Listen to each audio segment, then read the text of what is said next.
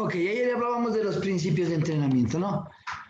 Eh, los principios de entrenamiento deportivo se definen como las reglas generales aplicables en el entrenamiento de cualquier disciplina deportiva. Es decir, son aspectos que ocurren por simple hecho de aplicar un estrés físico al organismo. ¿Qué nos quiere decir esto? Que los principios de entrenamiento no son más que los estudios de cómo las actividades físicas, sí, hacen cambios fisiológicos y metabólicos y a esto se les da un nombre y una característica para poderlos identificar, ¿no es cierto? Por ejemplo, si yo veo que en el transcurso del entrenamiento viene alguien joven y comienza su entrenamiento, sí, vemos que va habiendo cambios pequeños, progresivos, y a esto le vamos a llamar el principio de la adaptación, ¿no es cierto? Se produce una adaptación. Ya, ¿qué más nos dice? No olvidemos que estamos hablando de ejercicio físico, lo que significa que estos principios también deben ser tenidos en cuenta en cualquier individuo o preparador que se someta a un continuo carga física para mejorar el rendimiento, salud, composición corporal, etc. ¿Listo? Yo alguna vez preguntaba, ¿no es cierto? Alguna vez nos preguntaron en un curso, bueno, era un curso de aeróbicos, ¿no? Entonces les preguntaban a los muchachos, ¿en qué momento piensan ustedes que su muchacho que está haciendo actividad física quema grasa? ¿Qué podríamos responder? A ver, ¿en qué momento nosotros, en el momento de hacer la actividad física aeróbica, quemamos grasa?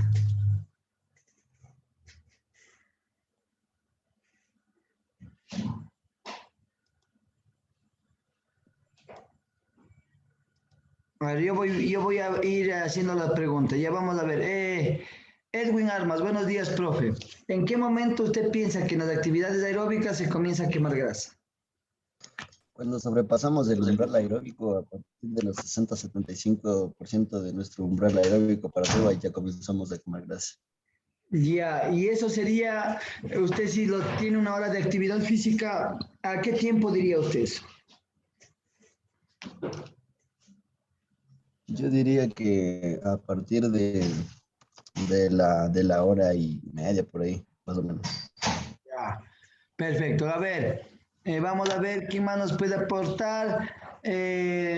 Brian Zurita, a ver, profe Brian Zurita, ¿qué piensa usted? ¿En qué momento quemamos grasa? Tomando en cuenta que vamos a hacer una hora de actividades cardiovasculares, ¿en qué momento nosotros quemamos grasa? Profe, yo creería que a los 20 minutos ya estaríamos quemando la grasa. Ya, profe, muchas gracias. Vamos a ver, una pregunta más, alguien más, déjeme ver. Ivonne Corro, buenos días, profe. ¿Qué nos diría usted? Profe, buenos días. Yo pienso que sería a los 25 minutos de lo que comencemos, o sea, 10 minutos desde calentamiento, ¿no es cierto? Ajá. De ahí comienza con, bueno, al menos yo sí tengo algo de noción de bailoterapia, bueno, sería más o menos de unos 20 a 25 minutos de calentamiento, de lo que se comienza calentamiento, Perfecto, porque comienza con una rutina fuerte. perfecto. A ver, listo. Entonces, veamos, profe Juan, ¿usted qué nos diría? Para tener un último. Yo pensaría si tenemos una hora, 60 minutos, yo creo que los últimos 10 minutos comenzamos a como oxidizar y a metabolizar la grasa. Ya, ok. Listo. Entonces, bueno, nosotros generalmente sabemos que cuánto nos dura el carbohidrato en el cuerpo cuando estamos normalmente en reposo. Nos dura esa energía que nos da el carbohidrato.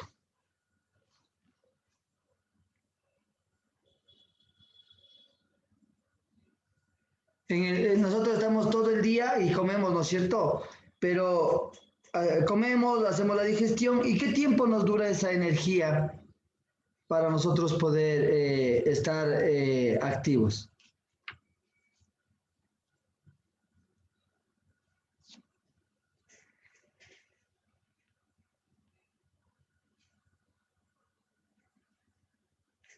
¿Qué dicen ustedes? ¿Cuánto nos durará el carbohidrato en el cuerpo?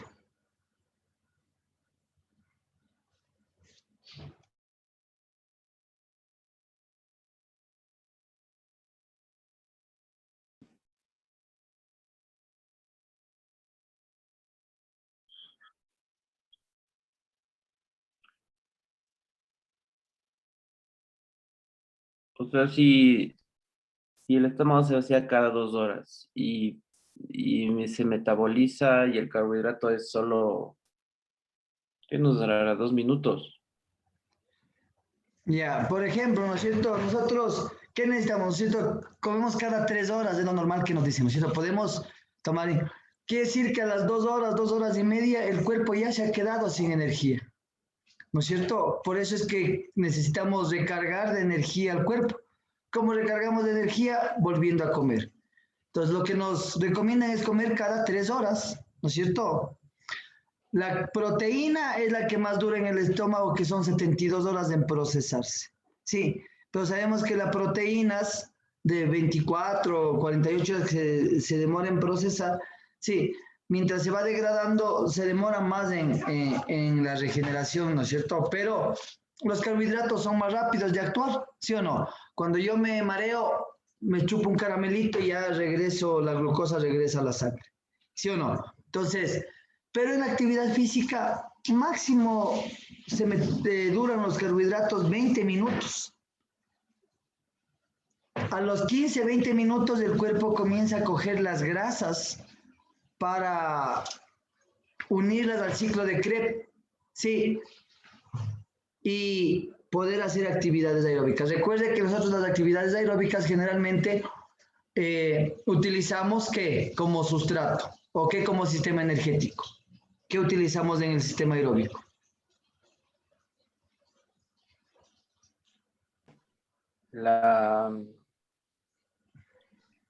Los carbohidratos, a ver, esperen.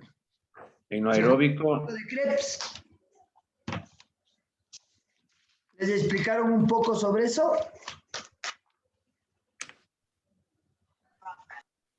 ¿Quién se acuerda?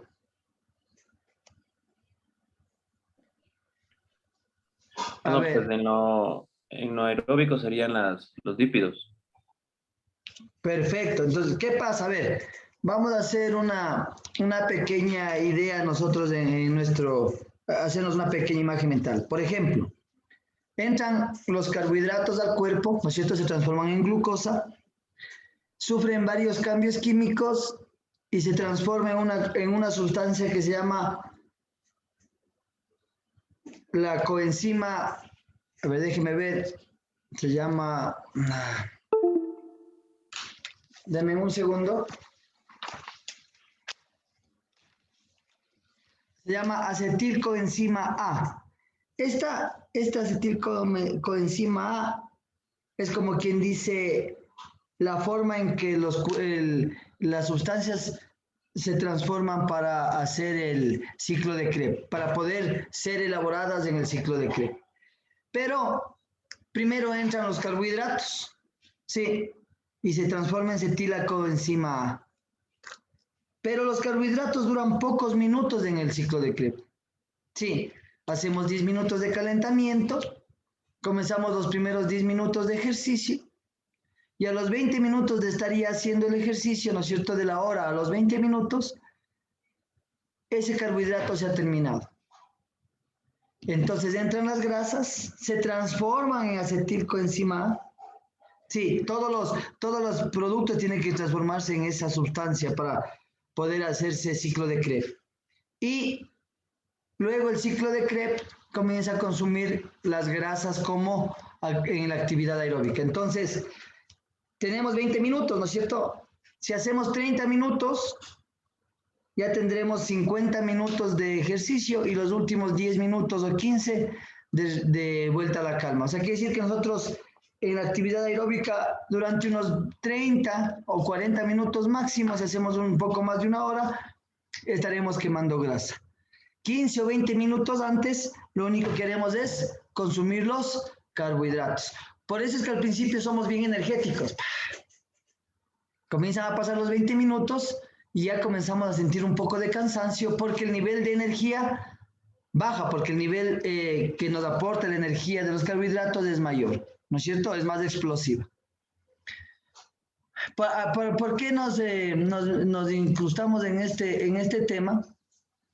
Sí, es porque los principios de entrenamiento, ¿no es cierto? Van a ser reglas que van a suceder en todas las actividades físicas. En algún momento a mí me dijeron, profe, hicieron esta pregunta en ese curso, ¿sí? Entonces unos profes dijeron, a la media hora ya quemamos grasa. Bueno, pero no sabían por qué, pero esa era la idea, a la media hora ya quemamos grasa. Segundo, otros dijeron, no, al final de la clase, cuando hago abdominales, yo quemo la grasa. ¿Sí? Y un tercero dijo, bueno, yo creo que quemo desde al final de la clase, porque cada uno tiene su forma de entrenar. ¿Listo? Eso nos decía que no teníamos mucha idea de los principios de entrenamiento, ¿no es cierto? El cuerpo a los primeros 10 minutos sufre una adaptación, sí, y según el proceso metabólico que yo vaya a realizar, ¿no es cierto? Yo voy haciendo, por ejemplo, cuando hago aeróbicos, se hace una progresión de la carga, ¿no es cierto? Se va haciendo progresivo la forma intensa al ejercicio. Hasta tener una cúspide a los 40, 45 minutos y luego la música vuelve a bajar hasta llegar nuevamente a la cama. Entonces, ¿qué es lo que yo quería decir con esto? Es que nosotros siempre vamos a tener un principio en cualquier actividad, ¿sí? Y que tenemos que tomar en cuenta los cambios metabólicos. Sí, los cambios metabólicos nos van a ayudar a saber si estamos dentro del umbral dependiendo de las actividades que vayamos a hacer. Por ejemplo, dice, establecer la siguiente categoría para clasificar los distintos principios. Oliver categorizó los principios. Hay muchos principios, ¿no? Vamos a ver ahora, hay bastantes principios, pero hubieron metodólogos que los hicieron por grupos para poder, así decirlo, entenderlo de mejor manera, ¿no es cierto? Principio de relaciones con el estímulo del acondicionamiento físico. Principios relacionados con el estímulo del acondicionamiento físico. Principios relacionados con los sistemas a los que se dirige dicho estímulo y principios relacionados con las respuestas de citados estímulos. Sí, así lo definió Oliver. Otros 3 metodólogos hicieron estos principios o los agruparon así. Principios que rigen el esfuerzo, indican cómo se tiene que aplicar el estímulo para produzca adaptación. Sí, estos principios que rigen el esfuerzo, ¿qué querría decir, profe Juan? Que dice, indica cómo se tiene que aplicar el estímulo para que produzca la adaptación. Sería lo que les enseñamos desde la parte técnica. Sí, esa sería una. La otra parte, ¿qué sería? Que manejaría ya el entrenador, no el muchacho, sino el entrenador. La planificación. Ya, la planificación. Vamos a ver, Aaron Sebastián, buenos días. ¿Qué nos quiere decir que principio que rige el esfuerzo indica cómo se tiene que aplicar el estímulo para que produzca la adaptación? Yo creo que son ejercicios específicos, profe. Ya, sí, son ejercicios específicos. A ver, profe Melkin Jiménez, nos dice el principio que rige el esfuerzo, indica cómo se tiene que aplicar el estímulo para que produzca la adaptación. ¿Me puede repetir la pregunta, profe? Ya, ¿qué nos quiere decir este principio? Principio que rige el esfuerzo, dice. Indica cómo se tiene que aplicar el estímulo para que produzca la adaptación. ¿A qué se refiere? A que...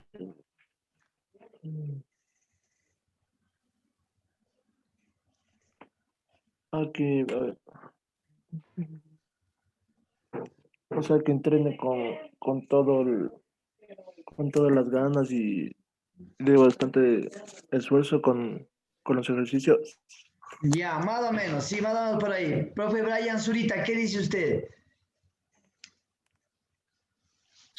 En este caso se referiría al tipo de esfuerzo que vamos a trabajar. el tema de peso, el tema del rango del movimiento del músculo, también puede ser el tema de la postura Ya, y progresivamente adaptando en este caso todo este tipo de procesos. perfecto. Para resumir un poco, diríamos que es los fenómenos de los umbrales, ¿no es cierto? Si yo quiero que alguien haga hipertrofia, ¿qué porcentaje de peso debe alzar? Menos de 100 o Profe de Juan. 65 a 65 hasta 85. Algunos dicen hasta 80. Ya. Para hacer actividades aeróbicas, profes, ¿cuál sería el umbral aeróbico? 60, 75. Ya. ¿Cuál sería el umbral para yo hacer ejercicios de potencia? de 100. O 90 del RM. Del 80 al 95, ¿no es cierto? Nunca se llega al 100%. Entonces, ¿qué nos dice el principio? Que se tiene que aplicar el estímulo para que se produzca la adaptación. Yo debo saber cuáles son los umbrales, ¿no es cierto? Umbral aeróbico, el umbral para la hipertrofia de musculación, umbral para ganar la fuerza. Si no, no se van a producir los procesos de adaptación, ¿no es cierto? Entonces yo quiero que alguien muscule, comienzo desde el 50, 60, 70, 75, hasta el 80% de su fuerza y hago las repeticiones necesarias para que se produzca la adaptación. Eso nos quiere decir este principio, ¿no? El principio de ciclización de esfuerzos indica cómo que tiene que ordenar los estímulos para que la secuencia en el tiempo sea la óptima, ¿no es cierto? Comenzamos desde lo más bajo hasta lo más alto. Ya, eso está fácil. Y principio de especialización. Dirige el entrenamiento del deportista hacia una dirección o modalidad determinada. ¿No es cierto? Por ejemplo, hacer 4 series de 8 a un ritmo normal, como hacen los culturistas, ¿nos servirá para un basquetbolista? ¿Qué dicen ustedes? No, ¿Por qué no nos sirve? porque el basquetbolista ¿Qué fuerza necesita el basquetbolista? es explosiva. Fuerza explosiva. Entonces debe haber en ese ejercicio algún movimiento No, explosivo, ¿no es cierto? Porque entonces si hace esto, si es muy cadente, cuando él quiera lanzar, va el músculo a acostumbrarse a este movimiento. Pero si el movimiento es explosivo, ya habíamos hablado, ¿no? Entonces, a eso se refiere. Aunque sea el mismo ejercicio, debemos saber la especificidad o la especialización de qué se va a realizar. Otro metodólogo también nos clasifica de la siguiente manera los tipos de principios. Lo que inician la adaptación, los que garantizan la adaptación y los que ejercen un control específico de la adaptación. ¿Sí? Entonces, hay varias formas, ¿no? No es que es una sola forma de agrupar o de realizar los tipos de principios. Acá nos dice que Navarro clasifica en cambio como principios biológicos afectan a los procesos de adaptación orgánico del deportista. Principios pedagógicos. Incluye aspectos metodológicos empleados durante el proceso de entrenamiento. Aquí también hay, mire, un principio, ¿no es cierto? Profe Juan, profe Brian nos decía sobre la técnica, ¿no es cierto? Eso sería un proceso pedagógico. Llegar yo a explicar de pronto primero con una barra o con un palito de madera antes de que esa persona coja el peso de verdad y comience. Explicarle cómo es el movimiento, qué tan explicativo puedo ser yo para lograr una actividad. Y bueno, en las pesas es un poco más fácil porque yo tengo máquinas que ya me dan el movimiento. En las actividades de deportes grupales o individuales, en donde hay una técnica para golpear el balón, eso se vuelve más complejo. Pero allá vienen los sistemas pedagógicos, ¿no es cierto? ¿Cómo ocupo yo ulas para que el muchacho haga algún gesto técnico? ¿Se ocupo balones? ¿Se ocupo conos, escalerillas? Sí, allá vendría el principio pedagógico. Entonces, ¿qué son los principios? Son métodos, no son métodos, son reglas que nosotros debemos ir, ¿no es cierto?, ocupando en las actividades deportivas, predeportivas y recreativas para poder realizar una actividad física. ¿No es cierto? Principio de la adaptación. Por el principio de la adaptación decimos que es una función del tipo de entrenamiento que se realiza teniendo en cuenta las diferentes variables: intensidad, volumen y descanso. Nuestro cuerpo responde a una u otra forma en cada entrenamiento que realizamos. Aquí vemos un poquito el proceso de la adaptación, ¿no es cierto? Va a haber un aumento de la carga, adaptación, aumento de la carga, adaptación. En cada entrenamiento que realizamos producimos una serie de estímulos en nuestro cuerpo mediante estos estímulos a los que sometemos nuestro organismo. En cada entrenamiento se produce lo que se llama síndrome general de adaptación. Vamos a ver. Las partes principales o las partes que generan este síndrome general de adaptación. Por ejemplo, excitación o choque. En esta fase se producen dolores que conllevan una reducción temporal de nuestro rendimiento. Sí, cuando el entrenado va el primer día al gimnasio y al siguiente día llega con dolores o pequeños dolores por la actividad del ejercicio, ¿no? Entonces, siempre que comenzamos una rutina de entrenamiento, suponiendo que está personalizada a nuestras necesidades, sí, es natural en las primeras semanas que tengamos agujetas y no estemos totalmente adaptados a ella, ¿no es cierto? Siempre va a haber un poco de dolor muscular, pero nunca comparto con que el muchacho llegue sin poder alzar el brazo o no pueda ni peinarse. Eso no se puede dar, pero siempre va a haber un dolor muscular al inicio. Luego, en el proceso de la adaptación, ¿no es cierto?, en el síndrome de adaptación, va a venir la resistencia o adaptación. Tras un tiempo realizado nuestra rutina, nuestro cuerpo poco a poco logrará un estado en el que nuestros músculos se irán adaptando a los estímulos. Si ya no habrá dolor, estaremos más fuertes. Y luego tendremos la fatiga o cansancio. Sin embargo, cuando realizamos un mismo entrenamiento a lo largo de muchas semanas, después de pasar por la fase de adaptación, nuestro cuerpo llega a un punto en el que no es capaz de responder de forma positiva a los estímulos, porque ya está totalmente adaptado. Lo que sucederá será que nuestro rendimiento bajará y existe bastante riesgo en que suframos una lesión. ¿Qué nos querrá decir esto, profe Aaron Sebastián? Esta última, ¿qué nos querrá decir?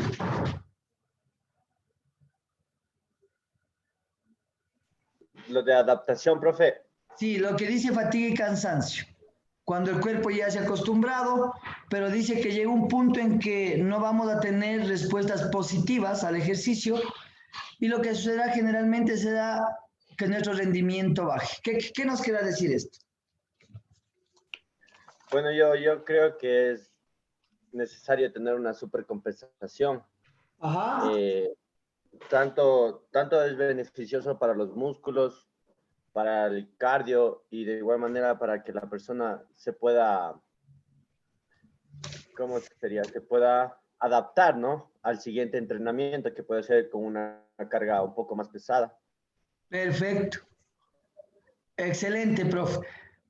Eso sería, ¿no? Cuando yo hago ya mi ejercicio, ya tengo que volver a repetir y hay un descanso muy prolongado, eso no se mantiene, sino que vamos a bajar de nuevo. Por eso es que en este año de pandemia y esto los muchachos de hoy día y nosotros también, hemos notado que tenemos menos fuerza, tendemos a lesionarnos. Sí, ¿por qué? Porque ha habido un descanso tan prolongado que el rendimiento ha bajado. ¿Listo? Entonces, como nos dice el profe, es exacto. Debe haber siempre un pico de supercompensación para que luego haya el desgaste, haya una nueva compensación, una supercompensación. Pero si el descanso es muy prolongado o la rutina es muy prolongada, cuando ya el cuerpo se ha adaptado, el cuerpo comienza, en vez de mejorar, comienza a bajar el rendimiento. ¿Listo? Entonces, siempre tiene que haber esa parte de la supercompensación. Debe haber un aumento de carga. Por eso es que en muchos casos alguien alza 100 libras, ¿no es cierto? Ya lleva 6 meses y no muscula. Dice, ya musculé, pero de ahí no paso. Claro, porque no está viendo la supercompensación. No está viendo ese extra.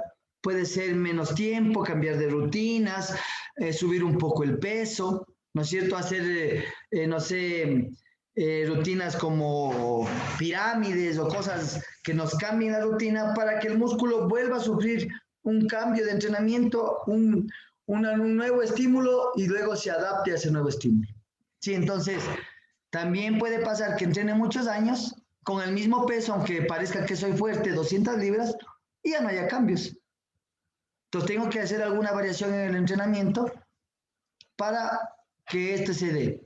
Ahora también vamos a ver en el proceso de la adaptación los tipos de estímulos que hay.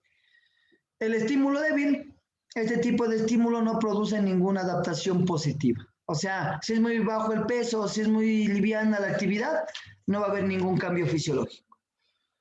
Estímulos medios, llamaremos estímulos medios a aquellos que logran excitar el organismo, pero que no llegan a producir. O sea, cuando me estoy haciendo recién mi entrenamiento de musculación, estoy mejorando, pero todavía el peso es muy bajo, ¿no es cierto? Hago con una barra y 10 libras, pero debería ser por lo menos con una barra y 20, 25 libras en cada lado. Y de ahí viene el estímulo fuerte, que es gracias a este logramos la adaptación más amplia, segura y prolongada. Quiere decir, cuando ya nos hemos adaptado, subimos el nivel de peso o la intensidad y ahí comenzamos a ver mucho más aumento de lo que serían los progresos. Y el estímulo muy fuerte produce pequeños daños en el organismo que incluso puede causar lesiones, ¿sí? Por eso es que nosotros decimos que no es recomendable, o cuando nos dicen mientras más peso, más músculo, lo que vamos a pretender es mejor que haya de pronto un daño excesivo muscular o de pronto una lesión, ¿no es cierto? Nosotros tenemos, por eso decíamos que para manejar bien esto de la adaptación, debemos manejar bien los umbrales, tanto aeróbicos como anaeróbicos.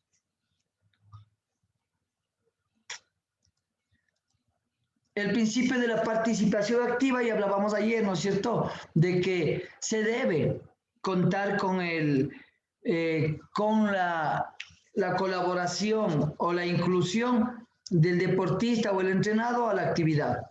Y nos preguntaban qué pasaba si es que el muchacho no aprende la técnica, qué pasa si es que el muchacho cada día que viene me pregunta lo mismo, ¿no es cierto? Debemos buscar la manera de que él vaya familiarizándose con el entrenamiento para que también vaya viendo el progreso, ¿no es cierto? Sepa cuánto peso alza, cuántas repeticiones está haciendo, para qué tipo de grupo muscular le sirve lo que él está haciendo, ¿sí? Y no caer en lo que muchos entrenadores caen, haga 4 de 10, haga 4 de 10 y bueno, no sabemos ni para qué nos sirve y eso no va a llevar a que tampoco el que está entrenado se motive, sí, porque no sabe para qué realiza el ejercicio.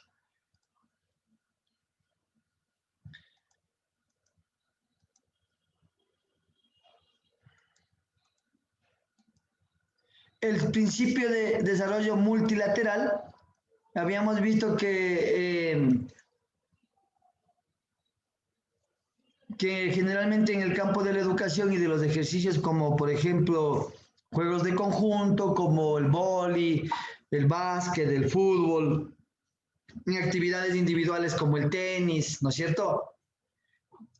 Necesitamos hacer actividades o utilizar el principio de la multilateralidad, porque sabemos que hay actividades cíclicas y acíclicas. Por ejemplo, ¿quién me puede decir una actividad cíclica o un ejercicio cíclico?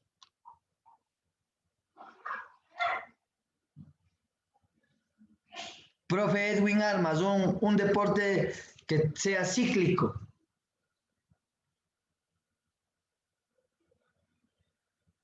Podría ser... bueno.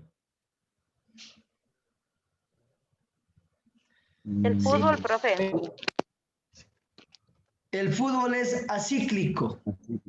¿Qué quiere decir cíclico y acíclico? ¿Quién nos puede decir?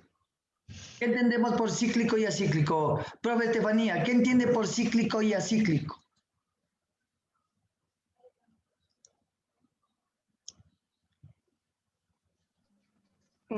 Cíclico puede ser que depende un poco del tiempo. Ya, bueno, por ahí. Profe William Aguinzaca, ¿qué entiende por actividades cíclicas y acíclicas?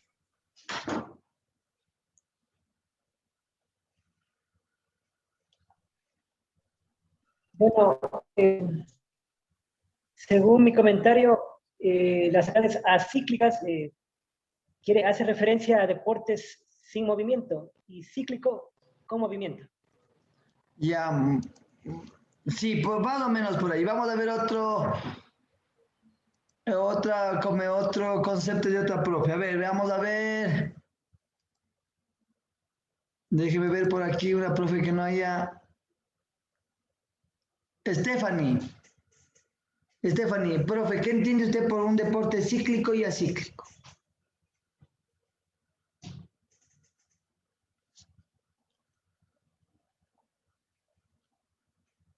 Profe, buenos días.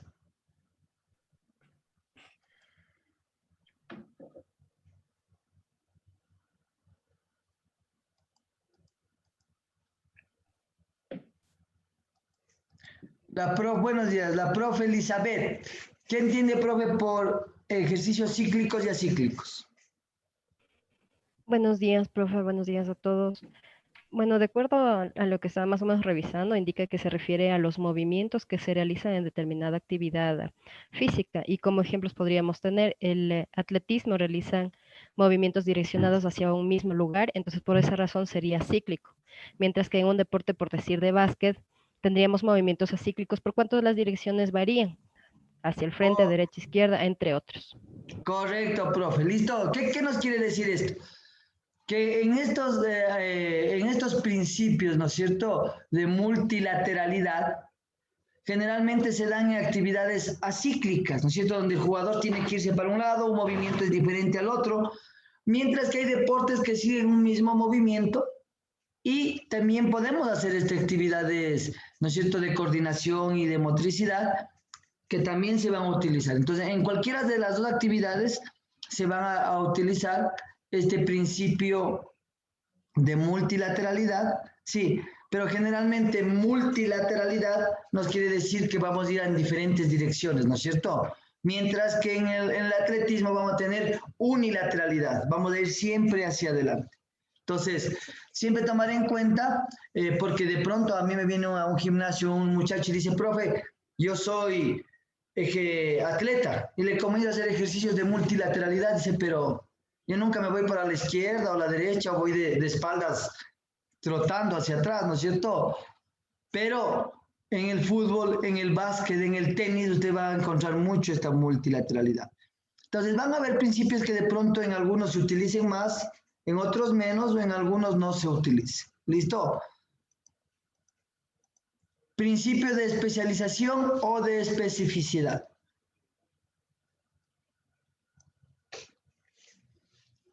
La especialización o el ejercicio específicos para un deporte o especialidad llevan a las alteraciones morfológicas y funcionales relacionadas con la especificidad del deporte. El organismo humano se adapta al tipo de actividad al que se expone.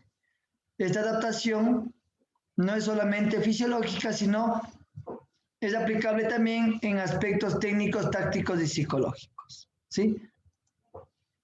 Según OSIL, en el entrenamiento especializado deben distinguirse dos direcciones.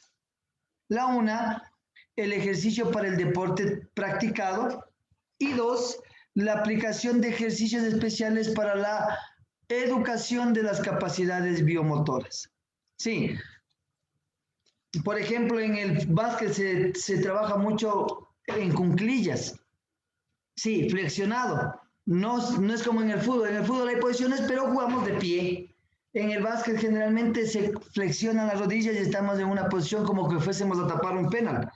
Y se juega casi todo el tiempo de esa manera. Entonces, aparte de los ejercicios inducidos al baloncesto, tenemos que también tener la educación motora. Sí, los cambios o movimientos que exige un deporte que salen de lo natural. Y nosotros tenemos que volverlo natural. La correlación entre estas dos orientaciones se difieren, es diferente según la modalidad deportiva practicada. En algunos de los ejercicios del deporte en cuestión de ocupan casi el 100% del volumen del entrenamiento. Sí, quiere decir que en algunos casos hay ciertas posiciones, pero generalmente en los deportes se especifica posturas, movimientos, casi el 100% del entrenamiento, ¿no es cierto? Porque así se va a jugar.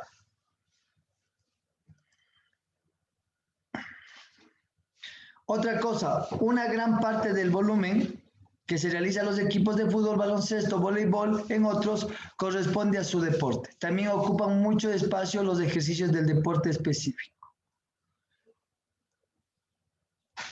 Profe, una Dígame. preguntita. ¿La natación qué llegaría a ser? ¿Acíclico? No, es cíclica, porque usted no nada hacia los lados, ¿no es cierto?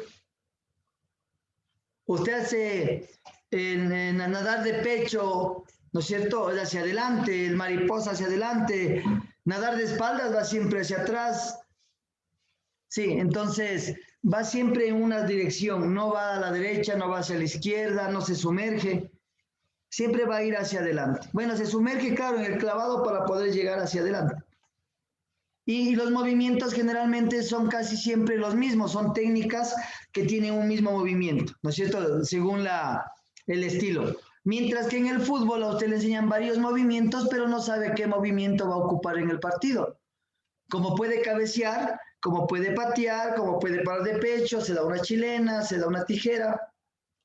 Son movimientos espontáneos en los deportes acíclicos. Y en los deportes cíclicos son más repetitivos y continuos. Sí. Ah, ya, muchas gracias, profe. Ya.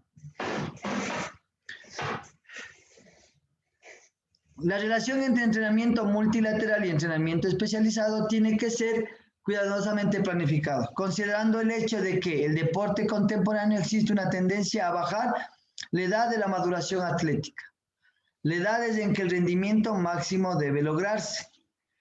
La alta eficiencia de los jóvenes en el deporte parece estar basada en la edad biológica y no en la cronológica. El potencial funcional, la capacidad para adaptarse a ciertos estímulos, es más importante que la edad. ¿Qué nos quiere decir esto, profes? ¿Qué nos quiere decir esta última parte? Les voy a volver a leer. Mire lo que dice. La alta eficiencia de los jóvenes en el deporte parece estar basada en la edad biológica y no en la cronológica. El potencial funcional, la capacidad para adaptarse a ciertos estímulos, es más importante que la edad.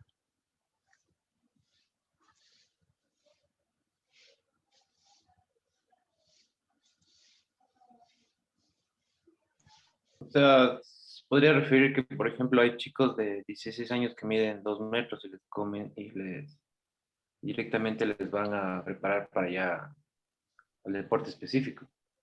Claro, hay muchachos de 13 que parecen de 17 y les suben una categoría, ¿no es cierto? Aunque tiene 13, Claro, dicen, profe. no.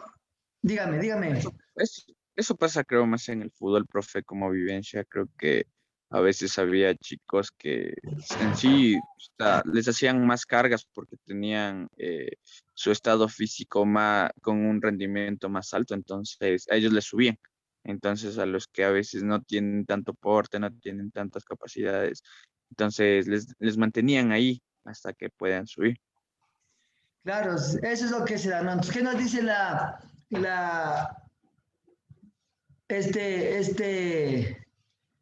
esta especificidad? ¿No es cierto? Que generalmente para el deporte lo que más interesa es que el muchacho esté con una edad biológica, ¿no es cierto? Sea más grande a lo común de los demás muchachos o tenga mayores capacidades, y eso va a hacer que se dé este tipo de sucesos, ¿no es cierto?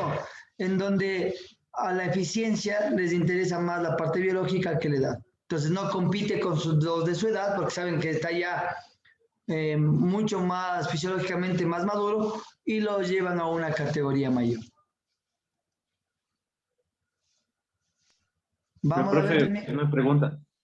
Pero esto de lo que hablamos anteriormente, la parte de algunos se podría decir, entrenadores se olvidan de la parte, se podría decir, psicológica, porque a la final tú lo puedes ver como que tiene ese aspecto y mide 2 metros, pero a la final la parte psicológica tiene lo que es, o sea, 12 años, 13 años. Oye, ahí es cuando algunos deportistas fracasan, ¿no? A lo largo, porque como que se podría decirles, no traumas, sino les presionan mucho, ¿no? Hay mucha y a la larga, presión cuando ya deportiva. quieren que realmente se exijan, ya lo toman como odio o como que ya no quieren volver a practicar ese deporte, ¿no? No, porque a los 13 años él quería divertirse, le pusieron en la sub-16 que le están exigiendo ya resultados. Sí. Por ejemplo, yo tengo un muchacho en la escuela de 13 años que parece un muchacho de unos 18 años. Entonces el papá me dice, profe, mañana no viene mi hijo, tiene en el colegio un evento. Digo, qué chévere. Se gradúa. No, dice, tiene recién 13 años. Entonces yo al comienzo que le vi, pensé que era medio extraño porque no hablaba. Estaba callado a un lado. Sí, porque tenemos el equipo de 13 a 18 años, ¿no? Sub 13, 14, 15, 16, 17 y 18.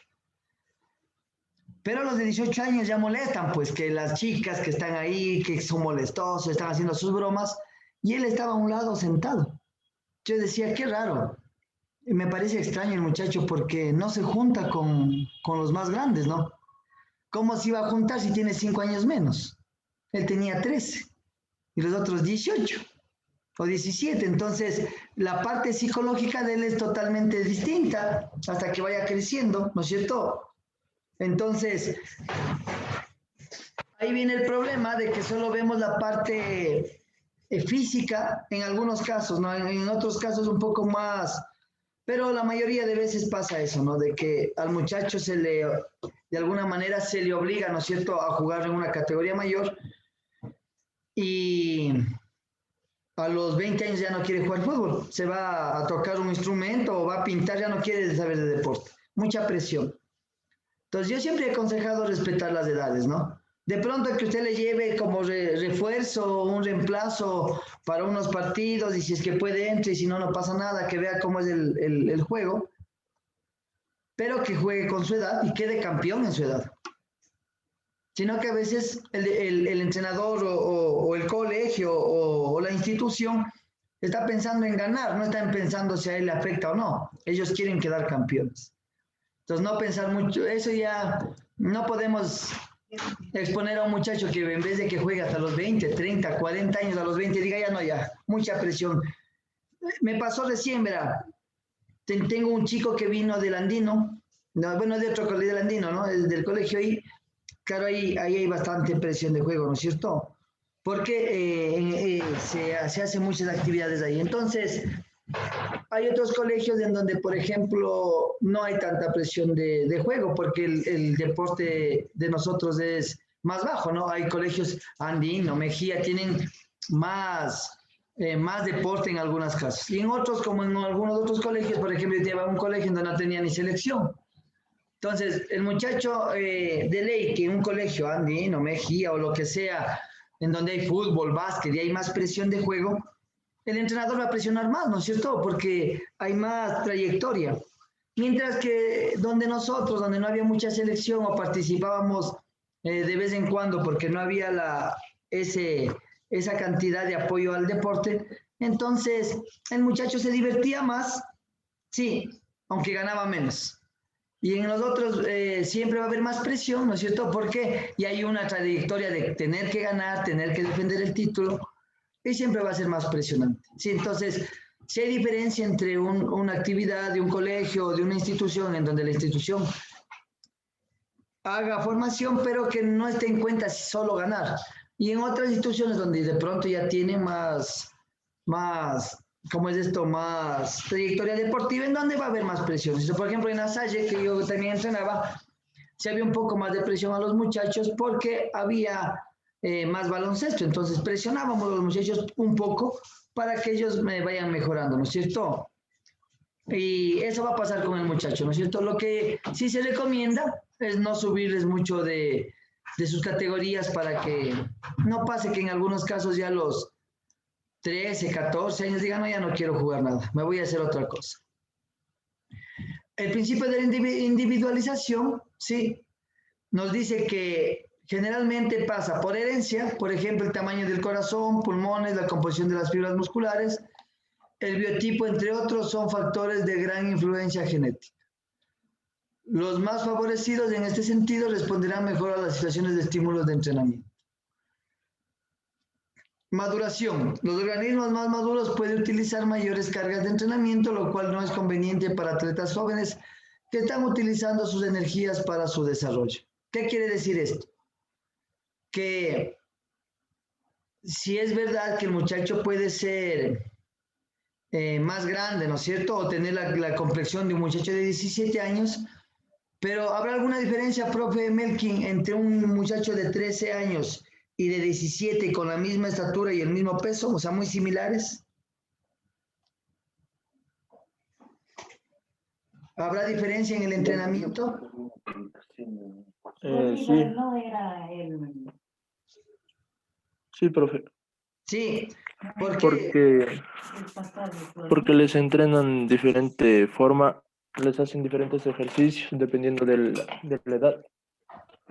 ya, pero si yo veo que tiene la misma complexión, la misma estatura, el mismo peso, Ya dependería de la metodología de enseñanza también, profe. ya. Profe Melanie Guato, ¿qué diría usted? ¿Se entrenaría por igual a un muchacho de 13, de 17 años con la misma estatura, el mismo peso, similares, similar morfología? ¿Qué diría usted, profe? Buenos días. Buenos días, profe. Yo pienso que sí, porque según lo que nos estaba explicando la otra clase, todas las cargas y todo eso depende mucho de la estructura de la persona. Entonces, yo pienso que sí podrían trabajar lo mismo. Ya. Profe William, ¿qué diría usted?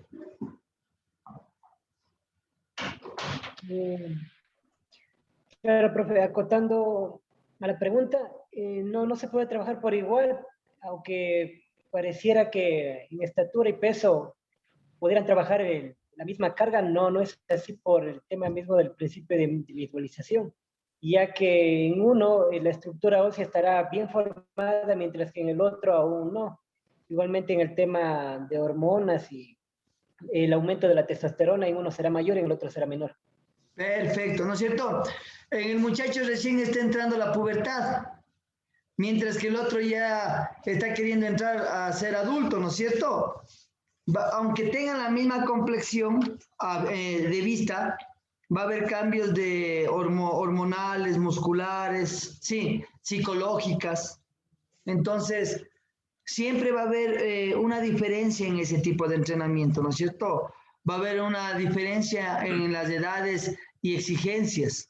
Entonces, ¿qué nos dice el principio de maduración, ¿no es cierto? Que dice que a mayor carga de entrenamiento, lo cual no es conveniente para los atletas jóvenes, que están utilizando su energía para su desarrollo. Sí, entonces hay que tratar siempre de ver las diferencias y evitar llevarnos por el aspecto, ¿no? Sino ver qué edad tiene, no va a tener la misma fuerza el de 13 que el de 18, el de 13 está comenzando la pubertad, el otro ya tiene sus hormonas en el punto alto de su maduración, entonces siempre tener en cuenta eso. La nutrición, ya sabemos que mejor nutrición, mejor rendimiento. Aquí también el descanso y el sueño, ¿no es cierto? Mientras más descanso y más sueño, va a ser mejor el rendimiento. Los más jóvenes necesitarán más descanso de lo normal. Sí. Nivel de condición. Se mejora más rápidamente si el nivel de condición física es más bajo. Por el contrario, si el alto se necesitan muchas horas de entrenamiento para lograr solo un pequeño cambio. ¿Qué quiere decir esto? A ver, déjeme ver. Profe Eric Alvear, ¿qué nos quiere decir este nivel de condición?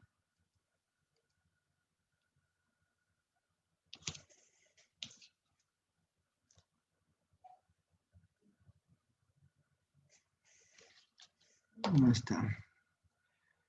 Profe Kevin León, ¿qué nos quiere decir este nivel de condición? ¿A qué se referirá? Puede ser si es que un deportista tiene una condición física bajo, puede tener un rendimiento mejor porque no se le exige tanto. Mientras que si tiene un nivel de condición física alto, se tiene que exigir más al máximo para lograr solo pequeños cambios. Ya, sí, está bastante bien. Profe Johan Chiluisa, ¿qué dice usted sobre el nivel de condición? Buenos días, profe. Leyendo este nivel de condición es que depende hasta dónde llegue el deportista. O sea, si él puede llegar más, hacerle, pongámosle así, unas cargas más, unas series más, pero si el nivel de condición de otra persona de la misma edad no llega a la misma condición del otro, pues solo darle hasta donde avance, pienso yo, profe. Ya, perfecto. Profe Marco Báez, buenos días. ¿Qué piensa usted sobre el nivel de condición que nos explica? ¿Qué entendemos por ese nivel de condición?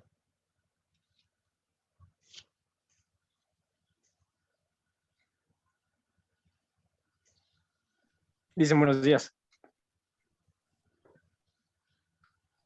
Dígame, profe. Que tenemos que respetar todos los niveles de edades, ya que a pesar de que aparenta ser una persona fuerte, grande y que puede levantar mucho peso, tenemos que respetar, ya que podemos hacer una sobrecarga en esa edad. Ya, profe, perfecto. A ver, y la última, profe, a ver. Yo, profe, dígame. quiero acotar algo, Eric Alvear, quiero acotar algo, si me permite. Por favor, diga, profe, no hay problema.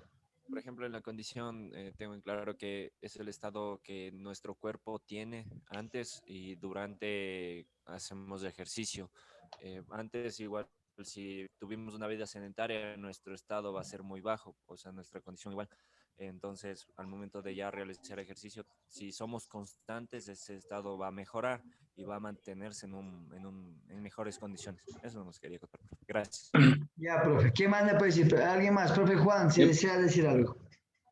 Esto más se basa, creo que, por ejemplo, en una persona que nunca ha hecho ejercicio. Una persona que nunca ha hecho ejercicio. Y va al gimnasio, yo creo que en los primeros meses va a haber una notable ¿cómo decir? Ganancia muscular. Un mejor rendimiento. Ahora que una persona que te venga al gimnasio, pero ya le ves desde que entra que dice, no, yo ya estoy como 8 meses y quiero mejorar eso. Entonces ahí es donde a esa persona que ya tiene experiencia y ha estado en el gimnasio, pues sí se le puede lograr, pero los cambios van a ser a largo plazo y obviamente haciéndole una planificación más detallada. Ya, perfecto. ¿Qué nos quiere decir esto? Por ejemplo, yo les pongo un ejemplo con las personas que quieren adelgazar. Una persona que no ha hecho ejercicio va al gimnasio y los primeros meses, el primer mes o 2 meses baja 10 libras. Sí, y está feliz, ya bajé 10 libras. Entonces la persona esa multiplica las 10 libras por los demás meses y dice, bueno, yo en 6 meses voy a bajar las 20 o 30 libras que me dijo el doctor y ya voy a bajar. Pero resulta que a los 2 meses ya solo baja 3 libras.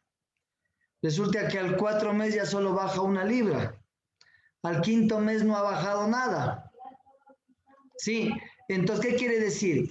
Que cuando uno recién comienza, al no tener ninguna actividad física, va a haber mejoras grandes, pero mientras vaya entrenando más, va a necesitar más esfuerzo y las mejoras van a ser pequeñas o los progresos van a ser mínimos. Por ejemplo, ayer hablamos también con un profe de ciclismo y dice que un joven, por ejemplo, por decir algo, no sé, en la bicicleta va a 10 kilómetros y en los 10 kilómetros hace 5 minutos. A los 3, 4 meses baja a 3 minutos. Sí. Después a los 2 meses más baja a 1 minuto y medio. Y hasta ahí llegó. Porque ya para bajar décimas, a veces dura años, 2 años en bajar 1, 2, 3 décimas. ¿Listo? Entonces, ¿qué quiere decir? Que También el nivel de condición, sí, hay gente que baja al principio y se va a ver mucho eso en las actividades. Comienza a hacer ejercicio, músculo rápido, empieza a hacer actividad física, bajo rápido de peso, hasta un punto. Y luego va a ser más complicado seguir bajando y seguir musculando más, sí. Entonces, eso nos quiere decir el nivel de condición. La motivación, que siempre el que entrena esté motivado, y la influencia ambiental, no sé, mucho frío, mucho calor, tiene mucha altitud, sí, o es estamos en el valle. Todo eso va a ser individualizado. Sí, mientras más calor, más hidratación, mientras más frío tendré que utilizar algún tipo de ropa que me ayude a mantener el calor. Sí, entonces, a eso se refiere con la individualización. Vamos a ver un poco, un pequeño concepto más y pasamos al siguiente, a la siguiente parte. Según Ossling, el principio de individualización exige que los objetivos, tareas y de la participación del deportista, es decir, los ejercicios físicos, su forma, su carácter, intensidad y duración, los métodos de realización y muchos otros aspectos de la preparación que debe realizar el deportista, se seleccionan en correspondencia con el sexo, la edad, la de los practicantes, el nivel de sus posibilidades funcionales, en la preparación deportiva y su estado de salud, teniendo en cuenta sus peculiaridades del carácter, cualidades psíquicas, entre otros. ¿Sí?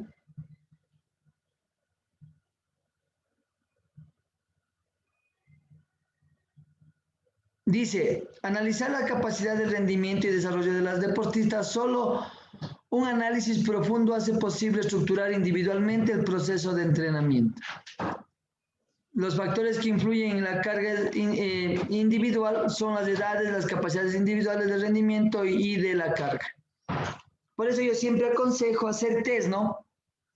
Por ejemplo, si me viene un deportista de fútbol o de básquet al gimnasio, yo lo que haría primero es un test de un poquito de un test de fuerza, ¿no es cierto? Haría un test de pronto de velocidad, a ver si es que tiene buena resistencia física. Haría algún test de flexibilidad. Sí, porque a veces dicen, quiere mejorar su técnica, pero no hay flexibilidad, y sabemos que mejor flexibilidad, mayor coordinación, ¿no es cierto? Entonces, siempre es complicado estar haciendo todo el mundo los test, pero por lo menos a las personas que ya quieren dedicarse a un deporte o toman en serio la actividad física, ayudarles con esos test. El estado de entrenamiento y de salud. El estado de entrenamiento respecto sobre todo la dosificación de cada una de las características de la carga. El nivel de fuerza muscular, resistencia, velocidad o técnica puede ser muy diferentes en deportistas con mismos resultados deportivos. Sí, yo puedo conseguir un resultado con un entrenamiento para una persona y para otra persona con el mismo de entrenamiento no puedo conseguir nada. O con el mismo entrenamiento uno puede ser campeón y el otro no llegar ni al 10º puesto. Mira cómo estás, y le dije que me dolía donde tú me hiciste el masaje. Me dijo que hay que aflojar mucho eso y le digo, Anita. Profe Estefanía está con su más pendiente de su micrófono encendido. Que me estaba contando ahorita que... Profe Estefanía. Ya. Entonces, ¿qué más nos dice este principio de individualización? La carga total y las posibilidades de la recuperación. En la dosificación de la carga hay que tener en cuenta también aquellos factores que constituyen una carga para el deportista fuera del entrenamiento. Profesión, estudio, escuela, exámenes, familia, obligaciones, etcétera.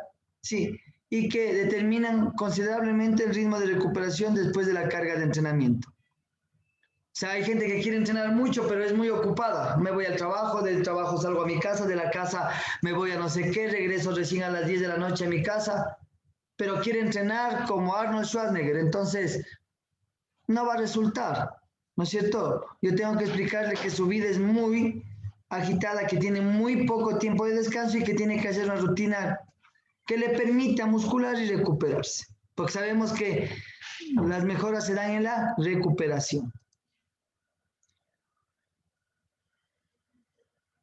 Aquí dice el tipo de constitución y características del sistema nervioso.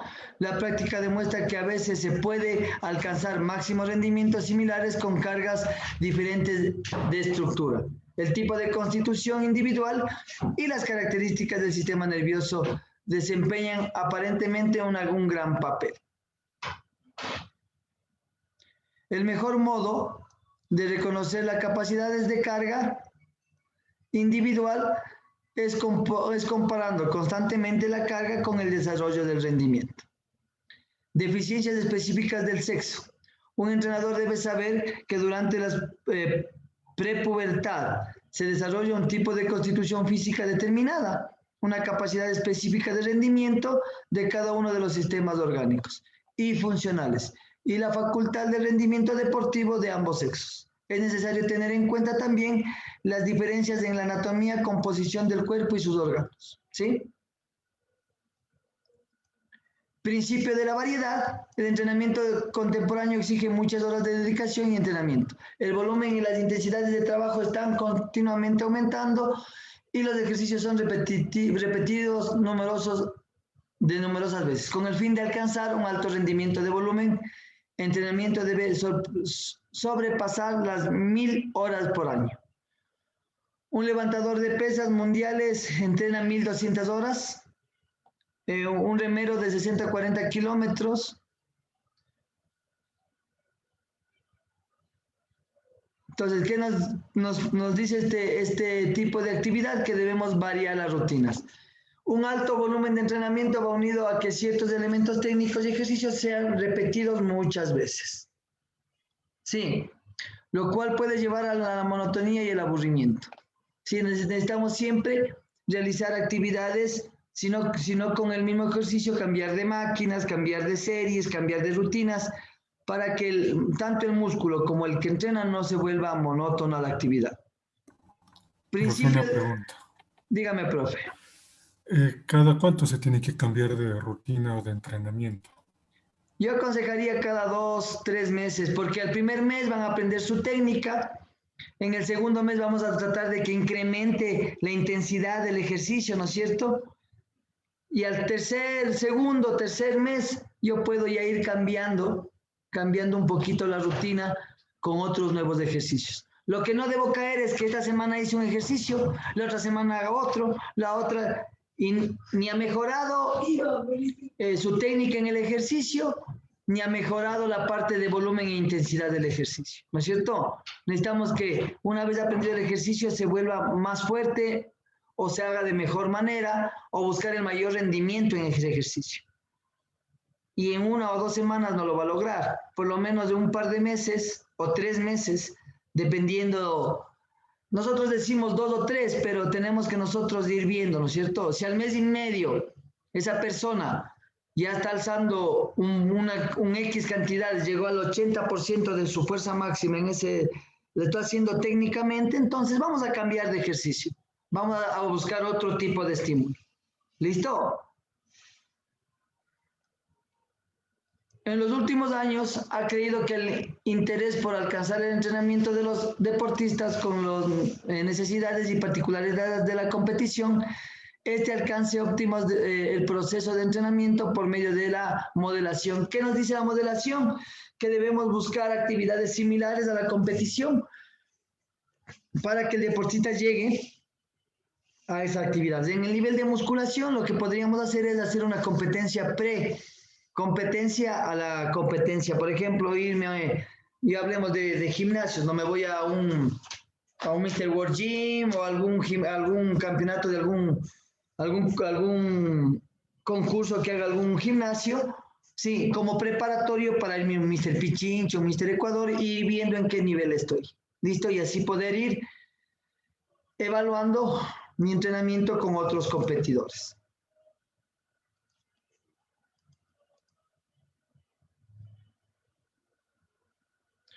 En los deportes de equipo se pueden aplicar 2 tipos de modelos. Los modelos para sesiones de entrenamiento y los de aplicación al juego. Ambos están relacionados ya que la mayoría de las sesiones de entrenamiento deben ejecutarse bajo circunstancias similares a las particularidades del juego. En la preparación para el juego, el entrenador elabora un modelo integral, formado con modelos simples, técnicos y tácticos, físicos y ambientales.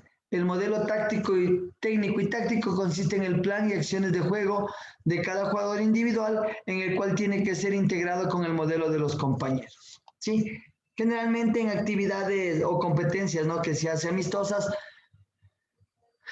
antes de una competencia.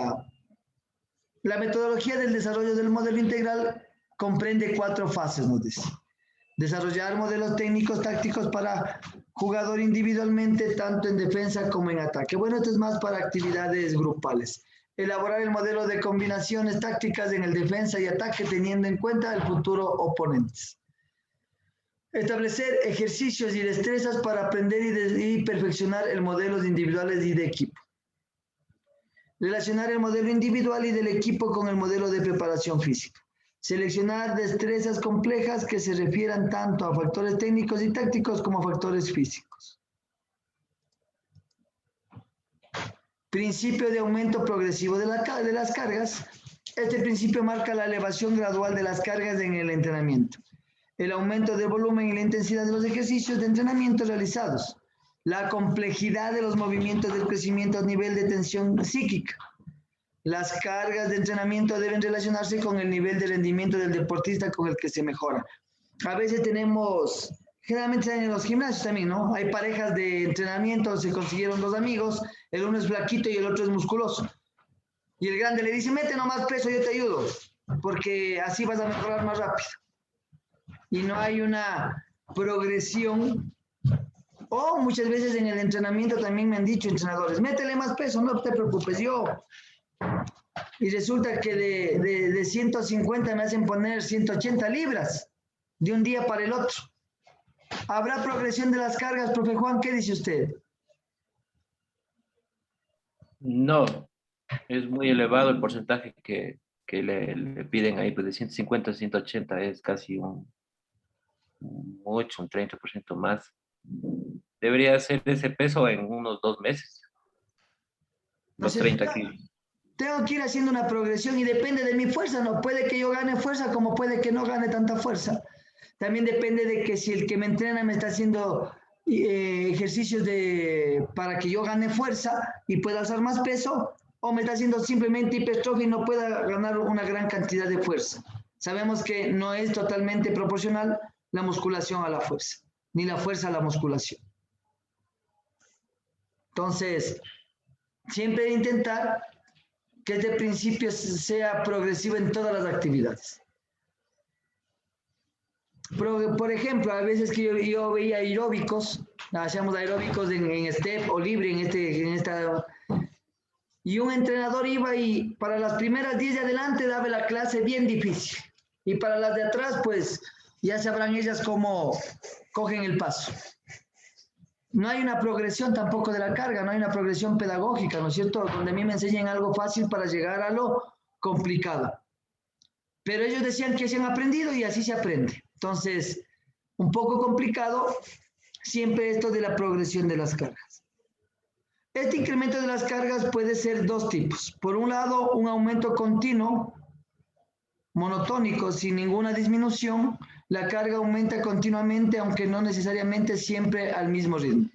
Unas veces lo hará de forma más rápida que otras. Por otro, un aumento de fluctuaciones no monotónicas, que significa que en ocasiones puede haber bajadas en los niveles de carga para luego continuar con un incremento, dándole lugar a un entrenamiento ondulatorio o de choque. ¿Sí? Eso vamos a ver generalmente en las planificaciones. Hacemos una carga alta, qué sé yo, estamos en el 75% de mi RM y en la siguiente semana bajo al 60%. Subo un poco el volumen de trabajo, repeticiones, pero a la siguiente semana subo al 75 u 80. Hago un microciclo de choque. Y a esto se les llevaría, ¿no es cierto?, un entrenamiento ondulatorio y que lo vamos a tratar de hacer o plantear en nuestra planificación.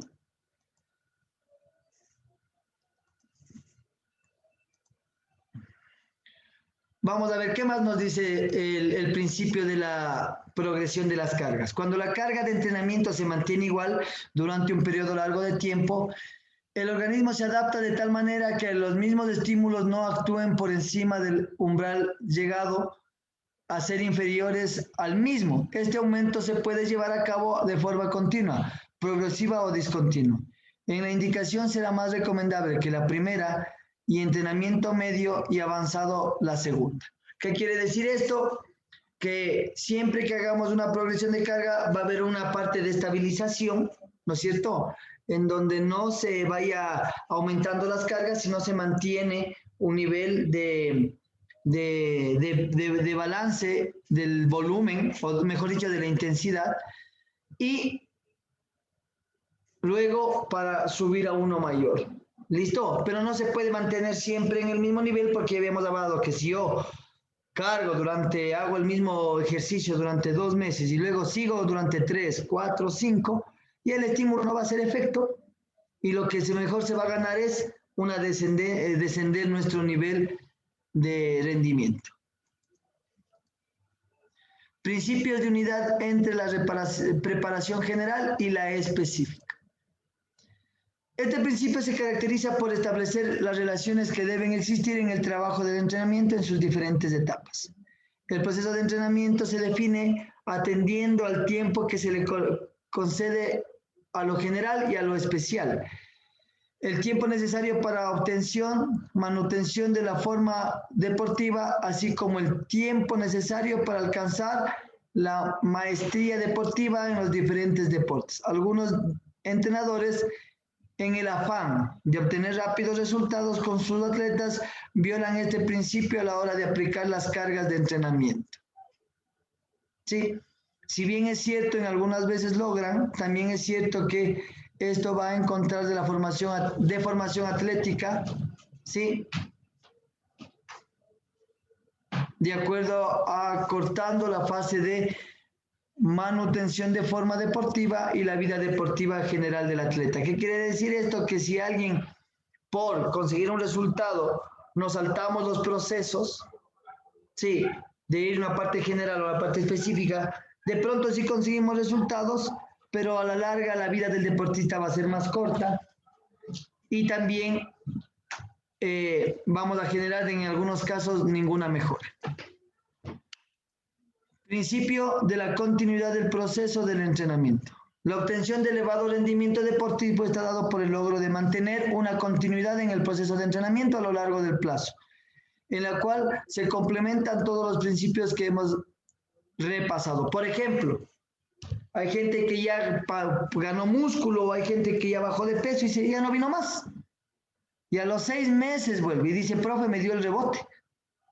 No, no le dio ningún rebote. Nadie rebota. Lo que le dio es que usted no es continua, ¿no es cierto? Perdió sus condiciones y volvió a engordar o a adelgazar. Entonces, ¿qué tenemos que hacer? Lo que no entendemos todavía es la que debe haber tanto en la alimentación como en el entrenamiento una continuidad.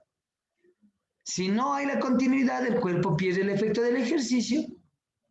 Obviamente, de alguna manera quedará en un mejor estado de lo que comenzó, pero perderá sus capacidades. Sí, tiene que existir una relación entre esfuerzo y descanso para que la adaptación sea óptima. Tras el esfuerzo, el organismo debe recuperarse y restablecerse. La interrupción del entrenamiento, lesiones, enfermedades, abandono del entrenamiento, influyen en el descanso del rendimiento según se haya obtenido. Una mejora de rendimiento rápido baja rápidamente. Una mejora obtenido con trabajo duradero tarda más en bajar. Los descansos son necesarios para la recuperación del organismo. Principio de las variaciones ondulatorias de las cargas. Vamos a ver. La posibilidad funcional y de adaptación del organismo al aumento de cargas están condicionadas a la interacción de los procesos de agotamiento y restablecimiento por la influencia del entrenamiento y su correspondencia a efectos supercompensatorios. O sea, en este principio se verifica la relación de trabajo-descanso. Se considera entonces la dinámica ondulatoria de las cargas como elemento básico en el adecuado volumen e intensidad dentro del macro, meso y microciclo. ¿Qué querrá decir esto, profe? Juan, no se hace mucho en el culturismo, pero ¿qué querrá decir?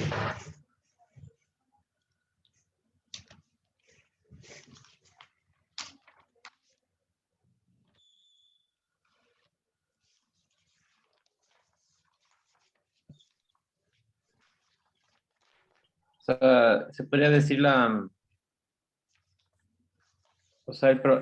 progresión adecuada de las cargas, tanto como, y también la varialización de los ejercicios. Sí, pero por ejemplo, profe, usted entrena, ¿no es cierto? Sí. Ya. ¿Cómo es su entrenamiento? Digamos en 3 meses, ¿cómo es su entrenamiento? O sea, le planifico para hipertrofia, 3 meses, porque no puede ser menos, porque la planificación para esas etapas es no menos de 3 meses, según lo que Ya. leí. Semana a semana, ¿cómo usted hace sus cargas de peso? Por ejemplo, le hago hago dos grupos musculares al Ya. día, se puede decir un grande y un pequeño. Ajá. Trabajo la primera semana 5 veces a la semana y después 6. Ya. Ya, y las cargas que hago, por ejemplo, la primera semana lo hago lo que es se podría decir, al inicio de la semana siempre cargo hasta un 65% de mi RM, Ya. 65-70. Y la segunda semana vuelta le hago casi al tope. O sea, le hago hasta un 80%. Ya. Así varía yo las semanas para la fase de hipertrofia. ¿En algún momento que usted está en el tope, baja la carga? Claro, sí es necesario bajar la carga para que haya esa compensación se podría decir compensación se puede decir no forzarle, no es forzar al músculo, sino de no pasar de hipertrofia a atrofiar el músculo. Ya, entonces, profe, usted estaría de alguna manera, ¿no es cierto?, haciendo un entrenamiento ondulatorio o el principio ondulatorio. ¿Qué quiere decir esto? Usted comienza con un 60, ¿no es cierto?, primera, segunda semana, a la tercera semana sube a un 65, ¿no es cierto?, se mantiene hasta al medio mes más, ¿no es cierto?, 4 semanas más, las 2 semanas sube al 75, ¿sí? Sí. ¿Qué nos dice en el ondulatorio? Que yo debería en el 75 bajar de nuevo, o al 65 o al 60, para que en la última semana hacer el 80.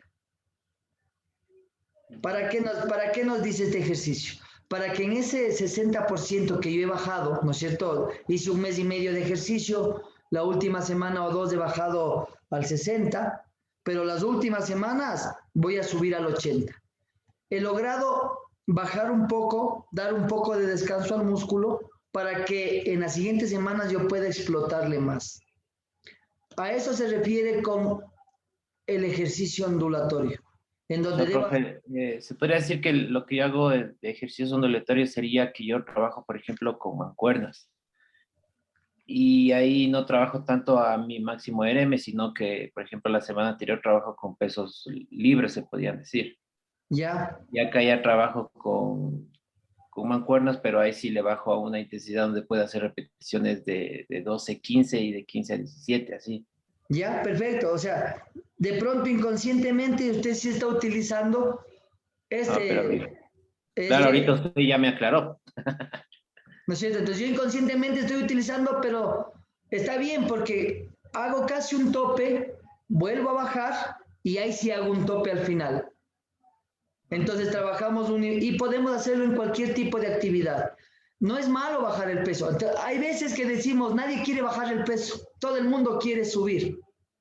Pero es que hace falta ese como, se puede decir, descanso. O sea, descanso me refiero a, no es que no debemos ir a entrenar, sino descanso es a la carga, por decir al volumen en este caso. Claro, a la intensidad, ¿no es cierto? Si yo alzaba mucho peso, bajo la intensidad, subo un poco el volumen y le estoy dando ¿qué? Un reposo o un descanso activo, ¿no es cierto? No le estoy parando al músculo, sino le estoy dando un poco menos de intensidad para que en una semana o semana y media yo ya pueda hacer ese pico de los, pero ya llego más recuperado, aunque no haya dejado de entrenar. Claro, y más que todo esto también tiene que ver con la alimentación. Por ejemplo, ahí yo cambio también. Por ejemplo, cambio lo que donde ya llego al tope, ahí estoy ya consumiendo más carbohidratos que proteína. Ajá. Y la otra, por ejemplo, después de eso yo tengo que hacer un microciclo, o sea, una semana de recuperación. Llegué al 80 y bajo al 70 o al 65 y me mantengo ahí unas 2 semanas para recuperarme de ese ejercicio y otra vez comienzo con mi entrenamiento normal y otra vez comienzo con esa ondulación, de modo de que al cuerpo le exigí tanto, pero le doy una recuperación. Le vuelvo a exigir, bajo un poco nada más el porcentaje para que haya una ondulación. Si estuve en el 75 puedo bajar al 70, sí, y luego subir al 80. Y luego una recuperación del 60, para recuperarme de 2 o 3 semanas de 2 semanas de pesos fuertes que trabajé. Trabajé 2 semanas de un microciclo de choque, subiendo lo que más pude, o de carga, cargué lo que más pude. ¿Listo? Entonces, ese sería, ¿no?, uno de los principios ondulatorios, que generalmente no se utiliza mucho en el culturismo, a veces inconscientemente sí se lo hace, pero no es muy común. Todo el mundo quiere subir y subir de peso, nunca se dan un descanso para poder, es como tener un respiro, ¿no es cierto? Es como que uno está subiendo la cuesta y de ahí coge un plano. Respira. Sí, uno sí se da cuenta porque, por ejemplo, ya van 2 semanas o 3 semanas de carga así elevada y el lunes va con todas las ganas, pero ya no, solo avanza hasta la primera, segunda serie y uno dice, chuta, ¿qué pasó? Y es porque realmente ya el cuerpo sí necesita esa ondulación. Esa ondulación de descanso, pero no de no ir, sino de bajar la intensidad. Claro, cuando nosotros dimos descanso pensamos que ya no voy a entrenar o me quedo en la casa durmiendo. No, no. Y eso también nosotros como entrenadores debemos como tener la palabra exacta, porque yo le dije a un chico, le digo, bueno, esta semana te toca descanso. Entonces me faltó toda la semana y no, como no tenía el número, no sabía cómo llamarle porque le dije descanso, pero en bajar la intensidad de ejercicio y las cargas y todo. Claro. Y feliz había ido a la playa. En cambio baja el rendimiento, ¿no es cierto? Porque hay ya, entonces, ¿para qué sirve esta ondulación y este tipo de descanso o recuperaciones? Para poder subir el rendimiento, pero no una para total, porque entonces el cuerpo sí baja el rendimiento, deja de recibir estímulos. Bueno, entonces, ya pudimos ver un poquito sobre si la variante ondulatoria es la más recomendable y utilizada, ¿sí? Generalmente ya en actividades deportivas como en entrenamientos, la actividad ondulatoria ya es más recomendada, ¿sí? Pues en esta alterna las cargas grandes con medias y pequeñas, expresando con más realidad el proceso de trabajo-descanso en toda su extensión. En realidad, dentro del método ondulatorio puede estar, y están de hecho contenidos los otros métodos. La dinámica de la onda cambia según los periodos de entrenamiento y las cargas estarán presentes en las distintas dimensiones de la estructura.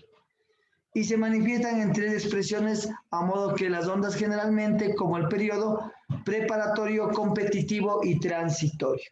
¿Sí? No se va a entrenar, por ejemplo, nosotros faltando 2 semanas para un concurso de culturismo, ¿no es cierto? Ya no metemos pesos grandes, ya no hacemos pesos grandes. Comenzamos a hacer pesos pequeños y varias repeticiones.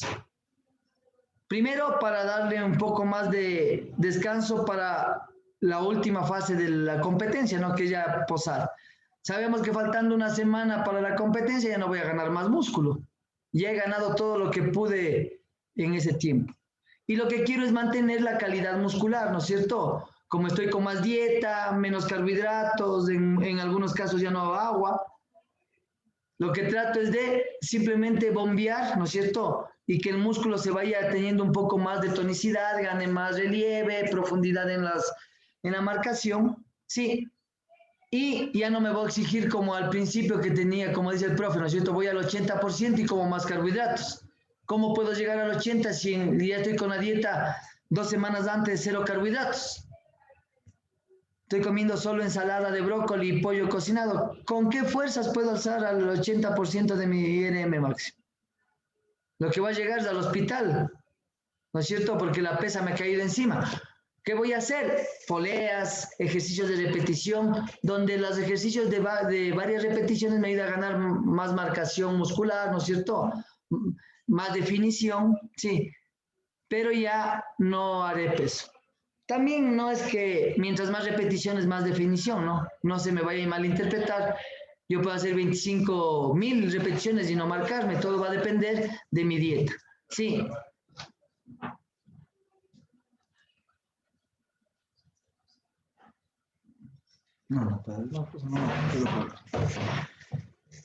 Perfecto. Entonces, en el periodo de preparatorio, el aumento del volumen es máximo nivel con incremento o aumento de la intensidad. ¿No es cierto? En los principios del entrenamiento vamos a ocupar muchas repeticiones, poco peso. No hay mucho de qué analizar. Se produce gran variabilidad en cuanto al volumen e intensidad. En el periodo competitivo aumenta la intensidad y sus niveles máximos de descanso. ¿Sí? Son ondas medianas que expresan la tendencia a la carga en varios microciclos. En el periodo de transición o transitorio, sí, el volumen está en forma decreciente, son ondas grandes donde su buena disposición beneficie al cumplimiento de objetivos parciales y su relación con el resto de estructuras cíclicas. A veces en el culturismo no se hace, se terminó la competencia y ya, no entrenó más, sino se descansó por completo. No hay que hacer eso. Hay que hacer un post-entrenamiento. Sí, ya acabé mi competencia, ya participé, quedé Mr. Pichincha, Mr. Quito, lo que usted haya querido quedar. Y a la siguiente semana, o después de 2 días de descanso de lo que usted comienza a comer y vuelve a entrenar. A un 60%, a un 65%. Sí, va. ¿Para qué? Para que el cuerpo se recupere. Eso también nos ayuda a recuperarnos y no perdamos la condición física por completo. Sí. A veces no se hace. No sé si profe Juan ha hecho, que ha concursado y dejó el entrenamiento y volvió a entrenar a los 15, 20 días y ya competí. No, entonces, puede pasar. Dígame, profe. No, realmente no he competido nada. Realmente lo hago para el ejemplo, porque no puedo ser profesor, instructor de algo si es que usted sabe, lo visual llama más la atención. Sí, y claro, es por uno mismo, en el sentido de que quiero ver hasta dónde puedo dar mi límite, ¿no? Y cada día hay que dedicarse.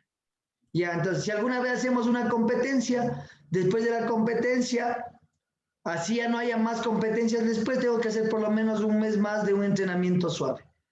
Sí, para que haya ese microciclo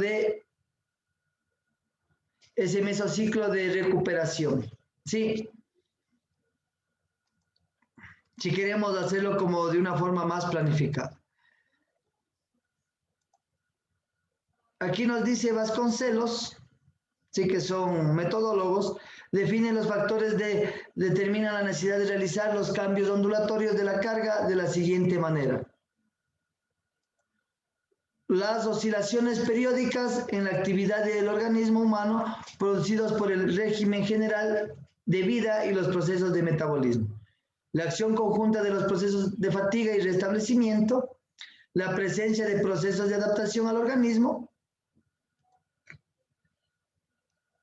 la correlación entre volumen e intensidad, características de la tendencia y dinámica de las cargas de los microciclos. Las necesidades del empleo, reiterando, de ejercicios con distintas orientaciones en vínculo óptimo entre ellos. Principio del esfuerzo. ¿Qué quiere decir esto? Para el organismo que mejore, se debe aplicar una carga de entrenamiento que cree un desequilibrio en nuestro organismo. De no ser así, el entrenamiento solo recibirá beneficios si esta sesión tiene un objetivo regenerativo. Para poder planificar nuestros entrenamientos debemos conocer nuestra frecuencia cardíaca máxima, entrenar a partir del 60 al 65%. Igual en la actividad anaeróbica, ¿no? Necesitamos entrar en los umbrales. Principio de sobrecarga. Para que una sesión de entrenamiento deportivo tenga repercusión sobre el deportista, debe producir cierta fatiga sobre él. Solo con ese estrés podremos recibir un beneficio. El rendimiento deportivo es un fenómeno complejo que para ser abordado con garantías exige un tratamiento interdisciplinario en las cualidades de entrenamiento deportivo. Hace necesario integrar los aportes procedentes de diversas áreas de conocimiento como fisiología, la psicología, la teoría y la práctica del entrenamiento, la nutrición, entre otras. En definitiva, lo técnico del deporte tiene la obligación moral de conocer las diversas novedades que van surgiendo con respecto al entrenamiento deportivo. Principio de la supercompensación. El principio de la supercompensación es el fenómeno por el cual se adapta los procesos y cambios a una persona y mejora durante el tiempo de descanso. El modelo de supercompensación se utiliza a menudo en deportes de fuerza y resistencia para mostrar importancia en las fases de descanso. Este modelo demuestra que después de un esfuerzo, el organismo de uno a otra deportista no solo recupera completamente las fuerzas, sino que se adapta mejor y se fortalece como respuesta al estímulo. Sí, aquí tenemos, miren, en el gráfico, la aplicación de la carga, sí, la disminución del rendimiento, tenemos la recuperación, sí, o la compensación, y arriba tenemos la supercompensación.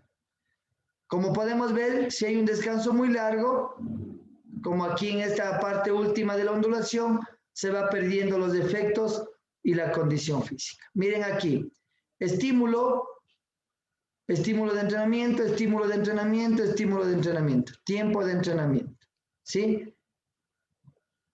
El fenómeno de supercompensación estimula el crecimiento muscular, fortalece los tendones, ligamentos y mejora la resistencia.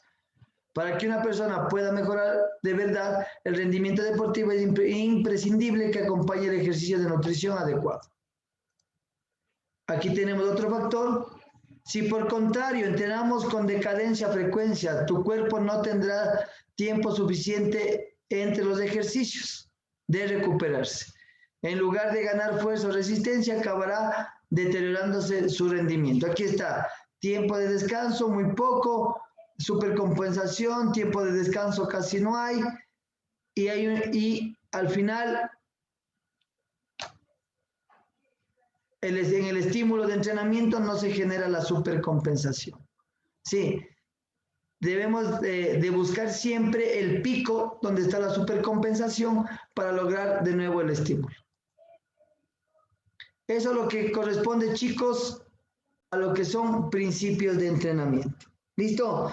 Hay muchos principios de entrenamiento, hay bastantes, depende del autor, pero los que les he dado son un poco de los que más se utilizan. Hay otros que tienen otros nombres y llevan a la misma circunstancia. Vamos a ver ahora.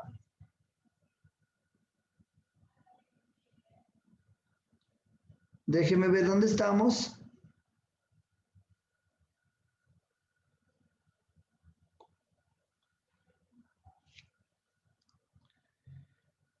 Vamos a hablar un poco de la planificación.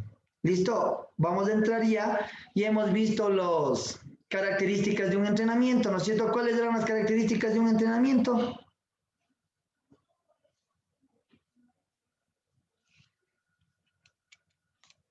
A ver, chicos, ¿cuál era la... Mateo, apunte. ¿Cuáles eran las características del entrenamiento?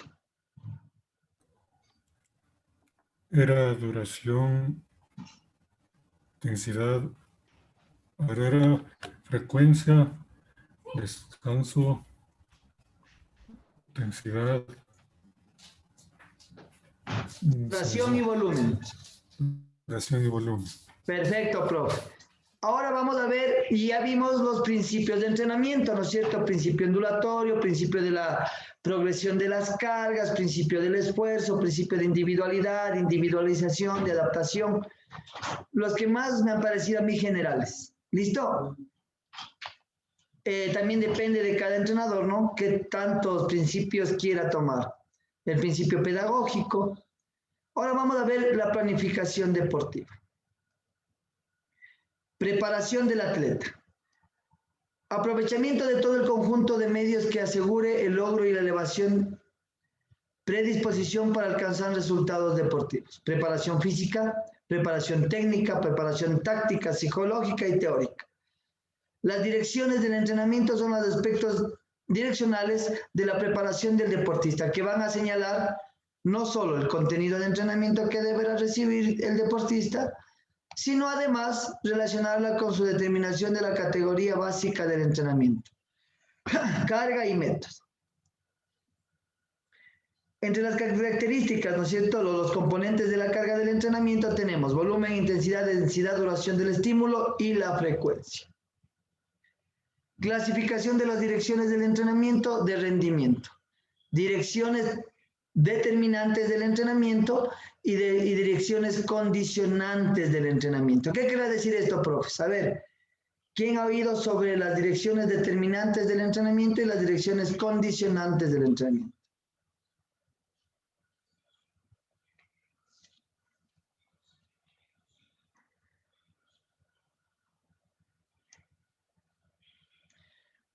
Voy a leer la primera, ¿ya? La dirección determinantes, sí, del entrenamiento constituyen los contenidos de preparación necesarios y suficientes para el rendimiento. Son los factores determinantes que caracterizan una especialidad deportiva. Constituye la dirección condicionantes del entrenamiento. Las direcciones condicionantes constituyen los contenidos necesarios que condicionan la efectividad y de la preparación de la dirección determinante del rendimiento, influyendo en la forma mediante el rendimiento. Aquí más o menos tenemos un cuadro que nos va a decir, miren, los determinantes, resistencia de velocidad, resistencia a la fuerza explosiva, técnico-táctica, coordinación y velocidades de reacción. Son las determinantes. Las condicionantes, velocidad, agilidad, fuerza explosiva, flexibilidad, resistencia anaerobia láctica.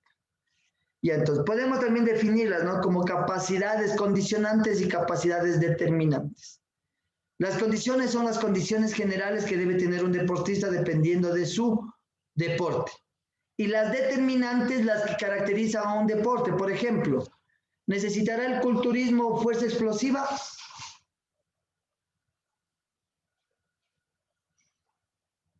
¿Qué fuerza necesita? Fuerza máxima y absoluta. Fuerza máxima y submaximales, ¿no es cierto? Saber cuál es mi fuerza máxima en un RM y el porcentaje paramuscular. Entonces quiere decir que no necesito fuerza explosiva, ¿no es cierto? No es condicionante para mí esa actividad. Y tampoco necesito resistencia de la fuerza explosiva. Porque yo no voy a hacer no voy a levantar el peso como los arteriofilistas, ¿no? En un impulso. No, ni siquiera voy a levantar peso. Entonces, no es determinante para mis actividades. Pero si fuera un arteriofilista, yo necesitaría fuerza explosiva y necesitaría resistencia de la fuerza explosiva. Y necesitaría resistencia de la velocidad, sí, si es que yo fuese un velocista. Pero si soy un basquetbolista, necesito fuerza explosiva para hacer piques, resistencia a la velocidad, ¿no es cierto? Si es que corro, hago varios piques, resistencia de la fuerza explosiva. Si salto muchas veces, ¿no es cierto? Estoy en un rebote, estoy saltando 3, 4, 5 veces, paso saltando toda la hora de juego. Yo necesito resistencia de mi fuerza explosiva. Entonces hay capacidades, ¿sí? O direcciones determinantes y condicionantes. Esto generalmente se va a dar las capacidades físicas por deporte. Sí, hay capacidades físicas coordinativas, hay capacidades físicas condicionantes y hay las capacidades físicas que nos determinan por deporte. En este caso, direcciones condicionantes, determinantes y condicionantes. ¿Sí está claro eso? Por ejemplo, las direcciones condicionantes del rendimiento, direcciones funcionales, aeróbico-láctico, anaeróbico-láctico, anaeróbico-aeróbico, aeróbico. Sí, son las condicionantes de las condiciones físicas. Determinantes, dirección físico-motrices, rapidez, fuerza máxima, fuerza, resistencia a la velocidad, ¿sí? Resistencia a la velocidad y resistencia aeróbica técnica. Vamos a ver aquí, direcciones del entrenamiento, deportes de potencia máxima, por ejemplo, en la arteriofilia o en el culturismo, o en ejercicios de velocidad, ¿no es cierto?, que se necesita fuerza máxima. Las determinantes son fuerza, velocidad, rapidez, rapidez de reacción, resistencia láctica, técnica y coordinación. Y las condicionantes son la fuerza máxima, la resistencia aeróbica, la resistencia de fuerza, flexibilidad, resistencia aerobia y anaerobia. Sí, siempre las determinantes van a estar, ¿cómo se diría?, supeditadas a las condicionantes, ¿no es cierto? Si yo no trabajo fuerza máxima, no va a tener ni fuerza, ni velocidad, ni rapidez, porque necesito tener una fuerza máxima para generar este tipo de fuerzas.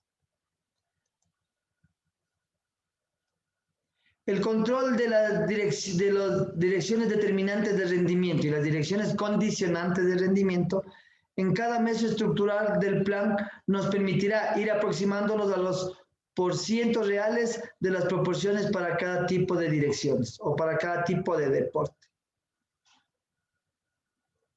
Acá tenemos otras cosas que tenemos que ir viendo en la planificación y que la vamos a ver la próxima semana ya entrando en lo que es planificación, ¿no? Vamos a entrar en lo que es la planificación y ahorita estamos viendo las características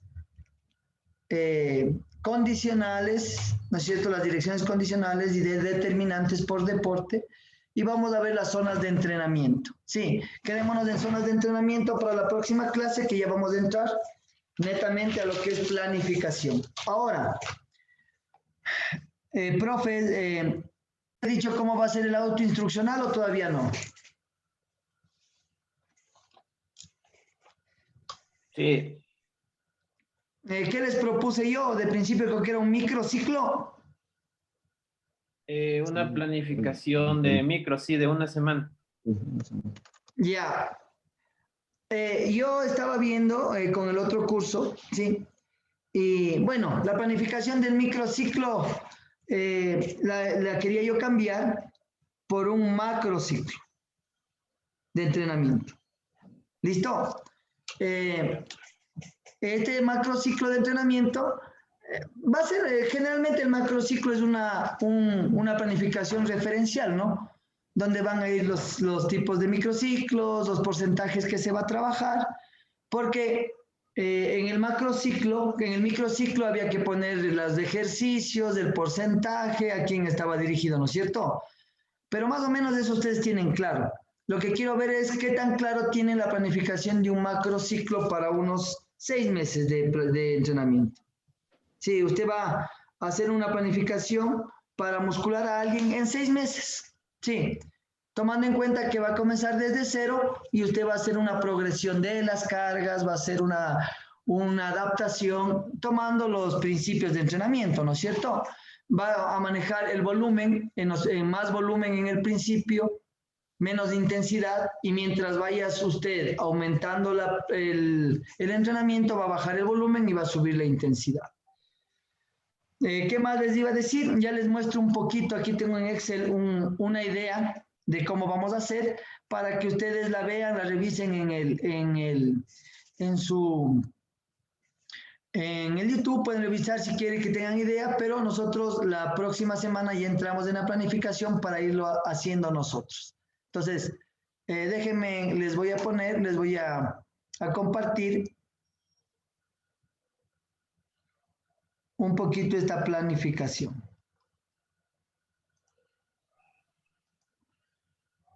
¿Sí se ve, chicos? ¿Sí se ve? Ahí. Ya.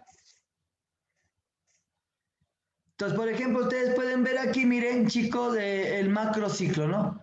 Siempre el macrociclo tiene periodos, ¿no es cierto? Aquí se divide generalmente en 3 fases. Sí, un periodo preparatorio, un competitivo y un transitorio. Sí. Dentro de esto podemos ver en qué se dividen los periodos del mesociclo, en etapa general, etapa general especial, ¿sí? Tenemos dentro de la etapa de preparación general un básico desarrollador, que serían ya los mesociclos. Eso lo vamos a ir viendo con la clase, ¿sí? Aquí tenemos los tipos de microciclos ordinarios, de estabilizador, de recuperación, ¿sí? De carga, de choque. Vamos a ir viendo cada uno de esos para ir ubicando. Las fechas de competencias, el objetivo, al principio ganar técnica. Estamos en una zona 1, R1, R2 significa zona 1. Por ejemplo, para darles una idea, una zona 1 sería estar en el 60% de mi RM. Una zona 2 sería entre el 70 y el 75% de mi RM. ¿Listo? Entonces yo voy a ir viendo esas capacidades. También podemos hablar del volumen, ¿no es cierto? ¿En qué tipo de actividades? Acá he puesto yo, mire el volumen abajo para que tengan una idea. Digo que la primera semana va a ser una actividad técnica y el volumen voy a llegar yo a un 80% del volumen. ¿Cómo he hecho un cálculo así a grosso modo? He dividido de 6 repeticiones a 25, que sería el 100%, y que cada 6, 8, 10 son un 14% de ese 100%. Entonces, si yo voy a hacer al 80%, quiere decir que voy a hacer entre 15 y 20 repeticiones, ¿sí? Y esas 15 o 20 repeticiones van a ser el volumen, ¿no es cierto? ¿Con qué peso voy a hacer? Haré un test de un RM y comenzaré con la intensidad más baja, de un 40 o 50%, hasta llegar a muscular a un 75 o 80%, ¿sí? Entonces, más o menos esto es lo que yo quiero general. Vamos a hacer solo un macro ciclo de entrenamiento y si es que nos da el tiempo haremos un microciclo de entrenamiento también en Excel si es que es posible, para que ustedes tengan ya una guía.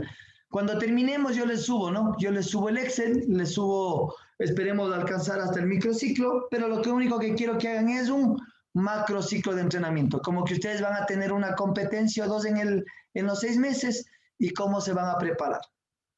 O cómo van a preparar al muchacho que van a entrenar, al deportista. ¿Sí? ¿Alguna pregunta hasta ahí, chicos? O sea, este es el macro y aparte va el trabajo de... No, solo el macro, olvídense del microciclo. Vamos a hacer otros cuadros, profe, para sacar el volumen, nada de solo el macro. Solo el macro. Pero aquí, por ejemplo, yo voy a poner, mire, intensidad, ¿no es cierto? Aquí abajo dice intensidad, y yo digo, yo voy a ubicar en el principio el 40%. ¿Cuánto sería el 40%? Si yo cargo 100 libras, es mi RM, ¿cuánto será el 40%? 40 libras. 40 libras, ¿no es cierto? Hasta yo llegar a lo que yo desee en los demás meses preparatorios. No, sí. Profe, mi pregunta era si, o sea, este es un documento, aparte va el otro documento en Word sobre la teoría. Claro, va la teoría, ¿no es cierto? Pero es más fácil porque usted solo va a plantear teóricamente lo que va a hacer en el macrociclo. Sí. Yo voy a comenzar mi rutina con una persona, no sé, pesa tanto. Sí, esos serían solo los datos informativos de la parte teórica, ¿sí o no? Su RM es de 100 libras, o de 50 kilos, no ha hecho deporte, no ha hecho actividades físicas, es su primera vez y explica cómo es el entrenamiento de esa persona. Sí, en la parte teórica. Y en la parte práctica, aquí está el cuadrito explicando usted lo que va a hacer en la planificación. Listo, lo vamos a hacer a 6 meses y va a ser de musculación. Sí, no necesitamos el VO2 máximo porque no ocupamos el VO2 máximo en nuestras actividades de culturismo, ¿no es cierto? Y vamos a ocupar solo lo que necesitemos como datos. Entonces yo ya estoy haciendo un pequeño macrociclo para darles una guía y luego ustedes harán su propio macrociclo. ¿Listo? Ok, profe. Nada más, no vamos a hacer video, no vamos a hacer ese microciclo no, solo vamos a explicar y la parte teórica, el documento que respalda nuestro cuadro. ¿Sí? Profe, esto es del autoinstruccional. Sí, esto es del autoinstruccional. Entonces, la otra semana lo vamos a ir haciendo nosotros mismos. Sí, lo hacemos aquí en Excel, vamos viendo la teoría, lo vamos haciendo en Excel y ya luego con la guía ustedes hacen su propio tipo de entrenamiento. Sí. O sea, profe dice que ya no va a haber video. No hagamos video. Más me interesa que tengan claro la planificación. Sí. Más me interesa que ustedes tengan claro, y a ustedes también les va a interesar más tener una guía de planificación, ¿no es cierto? Ya, profe. Eso va a ser todo. Nada más, chicos, entonces nos vemos la próxima semana. Ya subo la materia de hoy y de una vez voy a subir la materia de la planificación para que ustedes la puedan leer y la otra semana ir haciendo en los 3 días que tenemos, si es posible, podríamos decirlo, ustedes estructuren ya su macrociclo. De modo que en esa semana ya solo tengan que pasarlo a limpio y entregar. Y nos vamos quitando dudas en la clase. ¿Qué les parece? ¿Sí? Sí, profe. Sí, profe. Ya, entonces eso es. Si alguno sabe planificar, pues no hay ningún problema, que chévere. Y los que recién van a planificar, pues vamos a ir quitándonos dudas. Nada más, profe. Una buena tarde. Y ya les pongo en la fecha del autoinstruccional y ya les subo las demás tareas que hay que hacer. ¿Listo? Nada más, profes. Una buena tarde a todos. Listo, profe. Hasta luego.